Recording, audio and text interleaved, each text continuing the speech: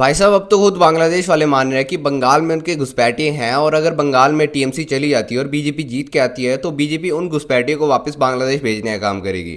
देखिए अभी हाल ही में बांग्लादेश की पार्लियामेंट में वहाँ के एक एमपी के द्वारा ये कंसर्न जताया गया कि यदि बांग्लादेश में टीएमसी चली आती है और बीजेपी जीत के आती है तो बीजेपी का जो चुनावी मुद्दा था वो काफ़ी बड़े स्तर पर घुसपैठियों को बनाया गया था।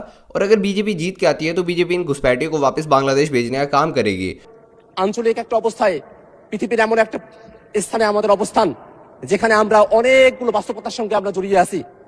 এই বাংলাদেশে শরণার্থীদের ঢল নামানো হতে পারে সেই ধরনের চক্রান্ত আশেপাশে চলছে। মাননীয় স্পিকার, বিভিন্ন জায়গায় রোহিঙ্গারা অলরেডি চলে এসেছে, আবার আমাদের প্রতিবেশী দেশ থেকে আবার। और ये जो घुसपैठिए वापस बांग्लादेश जाएंगे ये बांग्लादेश के लिए एक बड़ा क्राइसिस बन सकता है। यानी कि ये दर्शाता है कि बांग्लादेशी घुसपैठियों की संख्या बंगाल में कितनी ज़्यादा हो सकती है कि बांग्लादेश इसे एज अ क्राइसिस देख रहा है।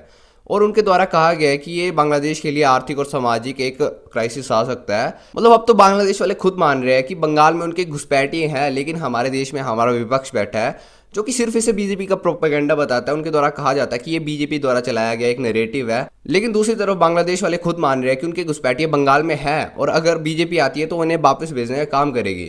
यानी कि हम लोग देख सकते हैं कि देश हित में कौन काम कर रहा है और देश विरोध में कौन काम कर रहा है, ये खुद बांग्लादेश वाले बता रहे हैं। और पता चले कल को विपक्ष ये बोलना भी शुरू कर दे कि ये जो एमपी है बांग्लादेश की पार्लियामेंट में बोल रहा है ये बीजेपी का एजेंट है।